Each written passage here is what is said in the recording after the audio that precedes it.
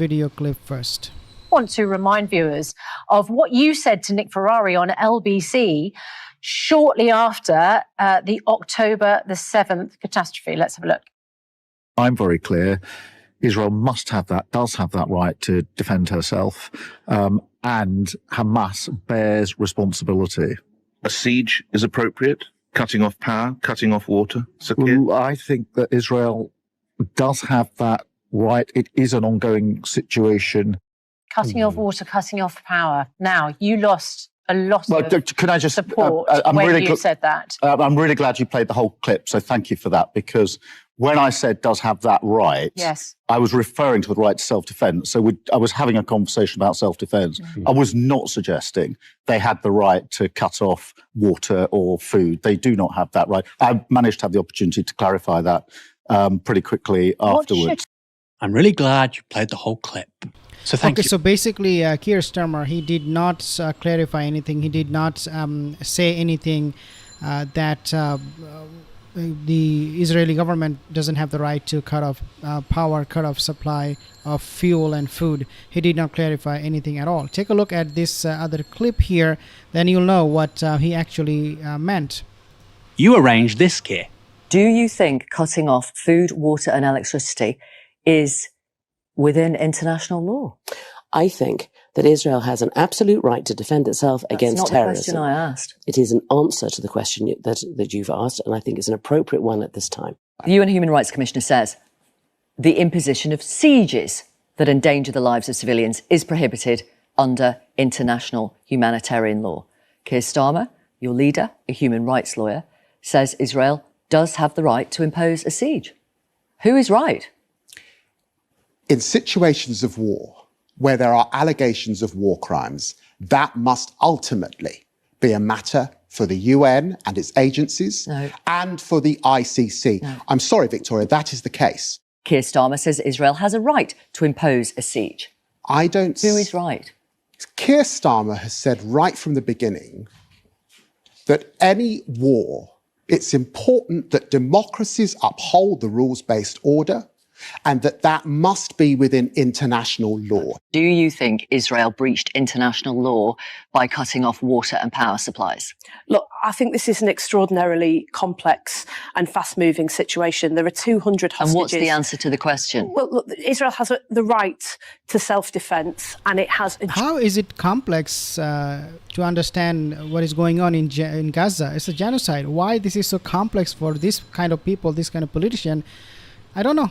Duty to secure the release of its hostages. Sure. But my question was, ensure that international law is upheld. Right, and so my question is, do you think Israel has breached international humanitarian law by cutting off water and fuel supplies? Well, in the last 24 hours, we've seen water, medicine and food enter Gaza. I am going to ask the question again. Do you think Israel breached international law by cutting off power and water supplies?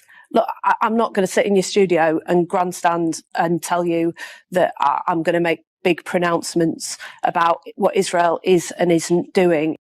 So, Keir Starmer, if you quickly clarified your remarks, why were shadow ministers going on the telly and still refusing to say that Israel was in breach of international law? Instead, they were dodging the question. As were you when you gave this interview later on the very same day that you appeared on LBC. I spent a lot of time going and working with So listen to this one, because now Keir Starmer, he will clarify, because remember he said that, well, that's not what I meant, that cutting power, cutting supply of food and fuel is something acceptable. Now he will actually say exactly the same thing, but trying to avoid the question at the same time. So I'm just going to actually play the video here so you can see. On LBC. Keir Starmer, you've said that Israel has the right to defend itself. Does that include cutting off food, water, power to Gaza? Well, what we've seen is appalling and shocking acts of terrorism, the murder of men, women, children by Hamas. And so responsibility lies with Hamas, and Israel has the right to defend herself and take action in relation to the ongoing hostage situation. Obviously, this is within the framework of international law. But does that include cutting off food, water, fuel to Gaza, where, as we know, hundreds of thousands of civilians are living? I think that international law matters and everything should be done in accordance with international law.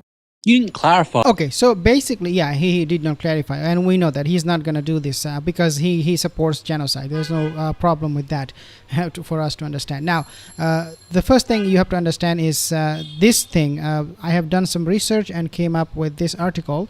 This article basically talks about the pro-Israeli lobby in UK politics. So 2/5 of Keir Starmer's cabinet have been funded by pro-Israel lobbyists. So let's take a read here, first line or first few lines here, and you know what I'm talking about. So some 13 of the 31 members of the Labour's shadow cabinet have received donations from a prominent pro-Israel lobby group or individual funder. It can be revealed. The list of recipients includes party leader Keir Starmer, his deputy Angela Rayner, shadow foreign secretary David Lammy, and even the former vice chair of Labour Friends of Palestine, Lisa Nandy, who is now shadow international development minister. And what is even more shocking is that these prominent ministers who have become minister because they have won are actually taking responsibility for example, they have been appointed as the foreign secretary, they have been appointed as secretary of state, something like that.